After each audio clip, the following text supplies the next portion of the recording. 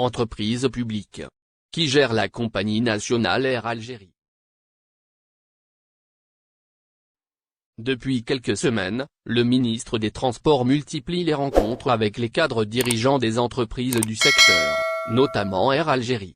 Pour la compagnie aérienne nationale, il est question d'un plan de relance, d'une restructuration et de la préparation pour l'après-crise sanitaire qui a fortement impacté le secteur du transport aérien dans le monde. Le plan de développement, exposé au ministre Aïssa Bekaï, et qui devrait s'étaler sur 5 ans, est ambitieux: renforcer la position de la compagnie sur le marché algérien, développer les lignes intérieures, renouveler la flotte et créer des filiales spécialisées. Un tel projet nécessite des fonds qu'Air Algérie ne possède pas et le schéma dans un pareil cas de figure est éculé. La bourse de l'État est sollicitée, avec un droit de regard de ce dernier sur l'usage qui sera fait de son argent. C'est le mode de fonctionnement des entreprises publiques économiques depuis au moins 3 décennies et les promesses répétées de le changer sont restées lettres mortes. Les capitaux marchands de l'État, censés constituer une source de revenus, sont devenus au fil des années des plans d'assainissement à tonneaux des Danaïdes. Les chiffres communiqués donnent le tournis et révèlent l'étendue de la plaie. En janvier dernier, Mohamed Cherif Belmioub, alors ministre de la Prospective, avait révélé que l'État a déboursé 250 milliards de dollars au profit des entreprises publiques en 25 ans. C'est 10 milliards de dollars en moyenne par an et quasiment le quart de tous les revenus pétroliers du pays pendant la même période. À quoi a servi cet argent? À part sauvegarder des emplois, il n'a pas permis aux entreprises de se moderniser pour réduire leur dépendance vis-à-vis de l'État et du Trésor public. N'aurait-il pas mieux fallu procéder à la privatisation des entreprises déficitaires après plusieurs opérations d'assainissement infructueuses? Le débat n'a en fait jamais cessé au niveau des experts, mais, dans la sphère décisionnelle, aucune orientation claire ne se dégage. Toutes les entreprises du secteur des transports reçues récemment par le ministre Bekaï et presque toutes les entreprises publiques vivent la même situation. Le Hanim, fleuron de l'industrie nationale de l'électroménager, multiplie les arrêts techniques ces dernières années et ne doit sa survie qu'à l'intervention de l'État à chaque fois. Une autonomie inexistante. Dans son dernier discours devant les Oualis samedi 25 septembre, le président de la République a mis le doigt sur le mal principal du secteur public, sa gestion. Abdelmadjid Tebboune a dénoncé une gestion autoritaire et non économique. Sans embâge, il est allé droit au but concernant le remède, le seul peut-être qui reste à essayer.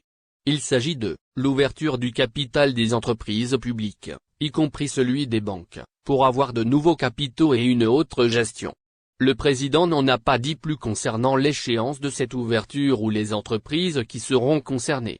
Le ministre des Transports a expliqué la nouvelle vision aux responsables d'Air Algérie, appelé à compter sur ses propres capacités et saisir toutes les opportunités pour la concrétisation de ses plans de développement. Mais le reste du discours du ministre consacre la reconduction du mode de gestion qui a montré ses limites, c'est-à-dire l'immixtion des ministres et donc des politiques jusque dans les décisions les plus anodines de l'entreprise. Alors que son rôle de ministre devait se limiter à tracer une politique globale pour le secteur qui en a tant besoin, Bekaï s'est cru dans l'obligation de définir lui-même les actions qui mettraient la compagnie aérienne nationale sur la voie du redressement. Air Algérie est ainsi instruite de revoir à la baisse sa tarification sur les lignes intérieures, notamment celles qui desservent les régions du Sud, dans le but de promouvoir le tourisme saharien. En d'autres termes, il est demandé à une entreprise qui n'arrive pas à équilibrer sa propre trésorerie de contribuer à la concrétisation d'une politique de l'État. C'est cette forme de gestion politique qu'a dénoncé le chef de l'État mais qui, dans les faits, s'apparente à une constante. À quoi servent donc tous les staffs dirigeants et les stratèges d'Air Algérie si c'est la tutelle qui fixe même les tarifs de ces vols?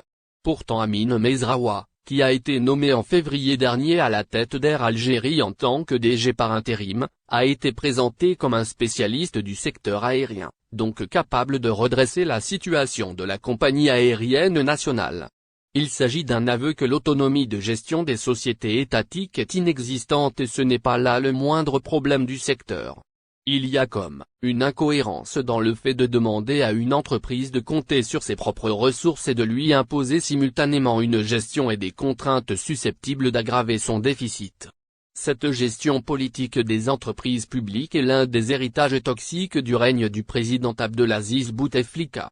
À la fin des années 2000, l'ex-chef de l'État qui a été chassé du pouvoir, en avril 2019 par la rue, a mis les entreprises à capitaux publics sous tutelle des ministères, mettant fin au peu d'autonomie dans la gestion qui leur a été accordée dans les années 1990, au moment où l'Algérie était confrontée à une grave crise financière et au terrorisme. Cette décision a accentué l'intervention des ministres dans la gestion des sociétés étatiques, et la marginalisation des managers publics. Pris entre l'enclume d'une gestion politique de leur reprise et la criminalisation de l'acte de gestion, ils prennent rarement des initiatives et se contentent d'obéir. Merci de bien vouloir activer la cloche et de cliquer sur j'aime.